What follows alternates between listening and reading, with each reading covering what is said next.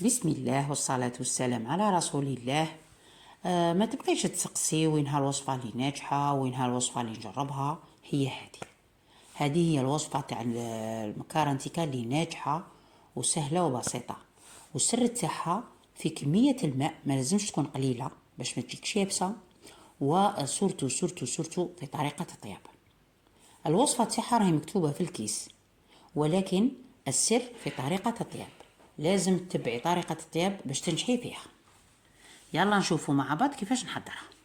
في الاول تشعلي الفرن تاعك وتجيبي كيس تاع حمص مطحون تاع 400 غرام، تفرغيه في داك الغيسيبيون وتزيدي عليه نصف ملعقة ملح. هنا حذاري الملح ما تكتريش باش ما تجيكش مالحة. نصف ملعقة كمون ونصف كاس زيت كيما راكي تشوفي. الوصفة فيها البيض ولكن أنا ما نستعملش البيض، وتجي ما شاء الله، يعني تنجح الوصفة بدون بيض. كمية الماء عبرتها بهذه القرعة تاع سعيدة، قرعة كاملة فيها لتر ونصف، ونزيدوا لها كاس ونصف. تحطي نصف هذه القارورة وتتخلطي باش نمحو كامل هذوك الكويرات، ما تبقاش فيها كويرات. خلطي مليح ينسجم الخليط، ومن بعد تكملي بقية الكمية هكذا، وزيدي تفرغي كامل هذيك الكمية اللي في القارورة. قلنا الوصفة فيها 175 سنتيلتر، أنا عبرتها جات هكذا قرعة تاع سعيدة فيها لتر ونصف، وزدت عليها كاس ونصف عند هذاك الخط. أيوا، وتخلطي. هنا لا بغيتي تستعملي نصف الكمية تكون الصينية تاعك صغيرة، تقسمي المقادير. 200 غرام حمص مطحون وواحد لتر 90 سنتيلتر إلى 1 لتر. هنا هي تبغي الماء تزيدي شوية ولا تنقصي، مكاش مشكل.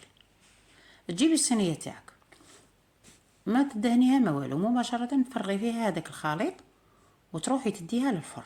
الفرن تاعك راهو شاعل، تخليها مدة 35 دقيقة شاعلة من التحت. كي تلقي الحواشي نتاوعها الجوانب تاوعها الحواف ينتفخوا وينشفوا، يعني تكون يطيبوا ماشي يتحمروا، وفي الوسط تكون سايلة، تكون ما قارعيلهاش تنشف. هنا بعد 35 دقيقة طفي من التحت وتشعلي من الفوق، وتخليها تتحمر غير في غردها، وتدوري الصينية تاعك حتى تتحمر من كامل الجوانب. تهزي الصينية هنا تكمل ساعة طياب. كي تهزي الصينية تاعك تصيبيها ناشفة تخرجها ساعة 35 من التحت، وتكملي لها من الفوق باقي الوقت ساعة تكون وجدت.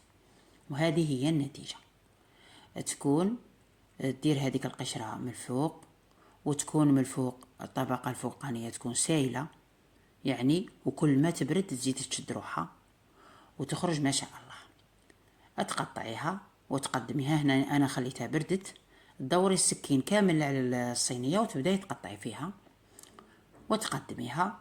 الكثير من الأخوات يشتكوا من هذه الوصفة، السر تاعها راهو في الطياب. تبعي هذه الطريقة وأكيد رايحة تنجحي فيها، تخرج لك ما شاء الله. لاحظوا كيفاش تجي طرية من الفوق، وتجي يعني من تحت شادة روحها، تجي شغلها. لاحظوا شوية جارية من الفوق، تجي بنينة وتجي حلوة. الى الكارانتيكا ماشي حلوة، هذه تجي حلوة. لاحظوا كيفاش راهي من تحت شادة روحها، ومن الفوق راكم تشوفوا بعينكم.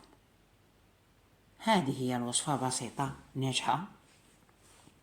هيا هانوضوا سيوها وردوا لنا الخبر ناجحة أم لا، وإن شاء الله تنجحوا فيها وشهيتكم في الجنة. وإلى الملتقى. الصورة تعبر عن نفسها.